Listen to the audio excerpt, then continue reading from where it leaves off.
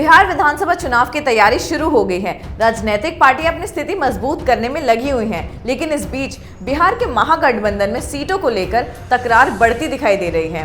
पूर्व मुख्यमंत्री जीतन राम मांझी और कांग्रेस ने राजद के ऊपर दबाव बनाना शुरू कर दिया है। बिहार के महागठबंधन में पड़ी फूट को जानने के लिए देखिए ये रिपोर्ट।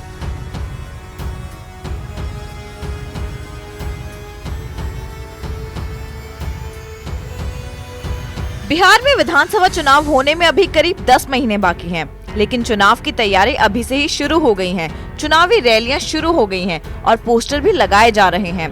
राष्ट्रीय जनता दल ने नीतीश कुमार की सरकार के खिलाफ प्रचार करना शुरू कर दिया है। इस बीच राजद की सहयोगी पार्टियां भी अपना दम दिखाने की कोशिश में लग गई हैं और चुनाव की घोषणा से पहले ही महागठबंधन में दरार पड़ती दिखाई देने लगी है। राजद, कांग्रेस और जीतन राम मांझी की पार्टी के बीच सीट बंटवारे को लेकर मतभेद उभरता दिखाई दे रहा है।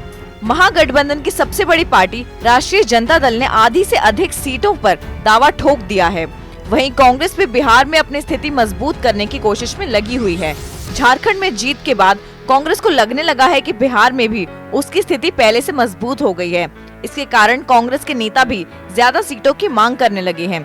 दरअसल बिहार विधानसभा चुनाव की तैयारी में जुटी राष्ट्रीय जनता दल के एक नेता ने कहा है कि राजद 150 सीटों पर चुनाव लड़ेगी। अगर बिहार विधानसभा की 243 सीटों में से 150 सीट पर राजद चुनाव लड़ेगी तो दूसरी पार्टियों के लिए केवल 93 सीटें बचेंगी। ऐसे में बिहार के महागठबंधन में दरार पड़ना लाजमी है। महागठबंधन में शामिल जीतन राम मांझी की हिंदुस्तानी आवाम मोर्चा ने भी ज्यादा सीटों की मांग की है। पूर्व मुख्यमंत्री जीतन राम मांझी ने 85 सीटों पर चुनाव लड़ने की बात कही है। उनका कहना है कि हिंदुस्तानी आवाम मोर्चा 85 सीटों पर जीतने की स्थिति में है। उन्होंने कहा, हम सभी 243 सीटों पर अकेले चुनाव नहीं जीत सकते, लेकिन 85 सीटों पर जीत सकते हैं। यह समर्थन देकर किसी को जिताया जा सकता है। जीतन राम मांझी ने 85 सीटों पर दावा ठोककर कांग्रेस और राजद के लिए मुसीबत खड़ी कर दी है। दूसरी ओर कांग्रेस भी 100 सीटों पर चुनाव लड़ने का दावा कर रही है। झारखंड विधानसभा चुनाव में मिली जीत के बाद कांग्रेस का हौसला बढ़ गया है।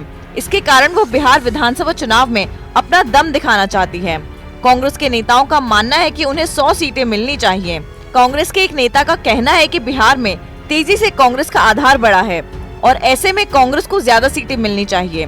कांग्रेस और हम के अलावा राजद में महागठबंधन का हिस्सा बने उपेंद्र कुशवाहा की नजर भी विधानसभा चुनाव पर है। उपेंद्र कुशवाहा की राष्ट्रीय लोक समता पार्टी भी ज्यादा सीटों की मांग कर रही है। यही नहीं, पिछले लोकसभा चुनाव में महागठबंधन का हिस्सा बनी मुकेश सैनी की विकासशील इंसान पार्टी भी विधानसभा चुनाव में कम से कम 20 सीटों पर लड़ने का दावा ठोक रही है।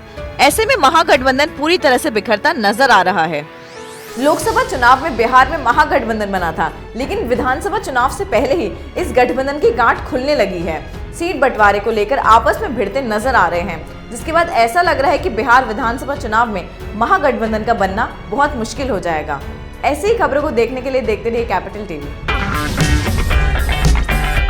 अगर आपको हमारा वीडियो पसंद आया हो तो इसे लाइक करें, हमारे चैनल को सब्सक्राइब करें और हाँ, बेल आइकन दबाना ना भूलें ताकि आप तक हमारे वीडियो की नोटिफिकेशन पहुंचती रहे। आप अपना सुझाव हमें कमेंट बॉक्स में दे सकते हैं। हमारे साथ जुड़ने के लिए शुक्रिया।